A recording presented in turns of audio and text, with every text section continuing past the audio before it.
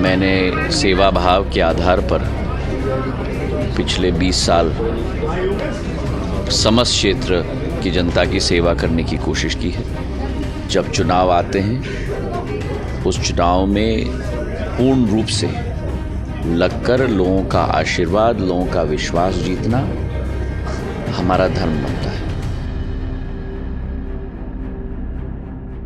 लोकसभा चुनाव 2024 का आगाज हो चुका है और मध्य प्रदेश में कांग्रेस ने इस चुनाव में जीत हासिल करने के लिए एड़ी चोटी का जोर लगा दिया है। मध्य प्रदेश में जहां कांग्रेस ने कई उम्मीदवारों की घोषणा कर दी है, तो वहीं अब प्रभारियों की भी घोषणा कर दी है। जी हां, कांग्रेस पार्टी ने प्रभारियों की लिस्ट जारी की है, जिसमें एक नाम सबसे ज्यादा चर्चा में चल रहा है और वो नाम है दिग्विजय सिंह के बेटे जयवर्धन सिंह का। जयवर्धन सिंह जो कि दिग्विजय सिंह के बेटे हैं और इस चुनाव में, लोकसभा चुनाव में गुना लोकसभा सीट से वो जो है वो प्रचार करेंगे। खास बात यह है कि पिछले चुनावों में भी जयवर्धन सिंह ने यहाँ पर चुनाव प्रचार किया था, लेकिन स्थिति कुछ और थी क्योंकि ज्योतिरादित्य सिंधिया उस समय कांग्रेस पार्टी में थे और ज्योतिरादित्य सिंधिया ने कांग्रेस पार्टी की ओर से लोकसभा का चुनाव लड़ा था, लेकिन वो बीजेपी के केपी यादव से हार गए थे। बता दें, केपी यादव खुद ज्योतिरादित्य सिंधिया के बहुत बड़े समर्थक रह चुके हैं, लेकिन पिछले चुनावों में उन्होंने ज्योतिरादित्य सिंधिया के सामने चुनाव लड़ा था और वो भारी मतों से जीत हासिल करके जो है वो इस सीट से जीत गए थे।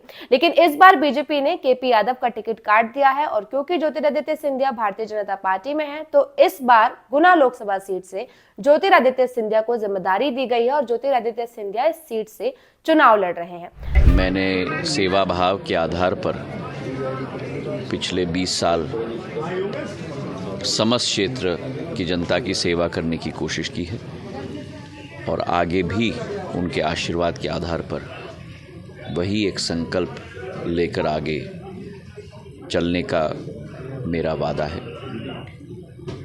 मैं जनसेवा के पथ पे हूँ। राजनीति के वातावरण में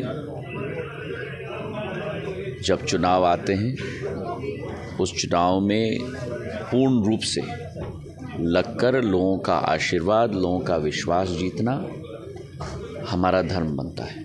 तो वहीं कांग्रेस पार्टी ने अब तक इस सीट पर किसी भी प्रत्याशी का नाम घोषित नहीं किया है, लेकिन प्रभारी के नाम पर जयवर्धन सिंह को यहां से जो है वो चुनावी मैदान में उतार दिया। यानी कि अब ज्योतिरादित्य सिंधिया को हराने के लिए दिग्विजय सिंह के बेटे जयवर्धन सिंह गुना लोकसभा सीट पर प्रचार करेंगे। आपको बता दें, फिलहाल कांग्रेस ने किसी भी उम्मीदवार की घोषणा नहीं की है, लेकिन एक नाम की चर्चा चल रही है। वो नाम है यादवेंद्र सिंह यादव।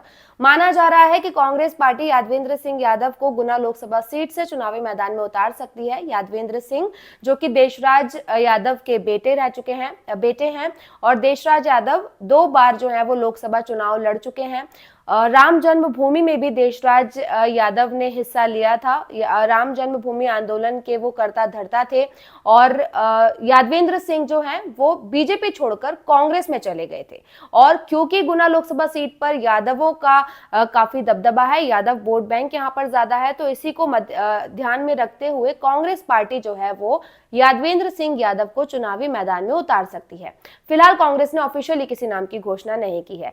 तो ये बड़ा दिलचस्प होगा देखना कि इस चुनाव में 2024 के लोकसभा चुनाव में दिग्विजय सिंह के बेटे ज्योतिरादित्य सिंधिया के खिलाफ यहाँ पर चुनाव प्रचार करेंगे और ज्योतिरादित्य सिंधिया जो कि पिछले चुनावों में यहाँ से पहले ही हार का सामना कर चुके हैं, लेकिन वो उनकी परंपरागत सीट है और ग्वालियर संभाग में आती है, इसीलिए जो है वो काफी महत्वपूर्ण होगा कि ज्योतिरादित्य सिंधिया यहाँ से चुनाव जीते। हालांकि उन्होंने जनसंपर्क शुरू कर दिया है। ज्योतिरादित्य सिंधिया लगातार इस सीट पर बने हुए हैं, काफी एक्टिव वो नजर आ रहे हैं, जनता से वो संपर्क कर रहे हैं और इस चुनाव में जीतने के लिए ज्योतिरादित्य सिंधिया ने भी एड़ी चोटी का जोर लगा दिया है। तो ये सीट जो है वो काफी हाई प्रोफाइल है और काफी दिलचस्प होगा देखना कि गुना लोकसभा सीट पर किसका परचम लहरेगा।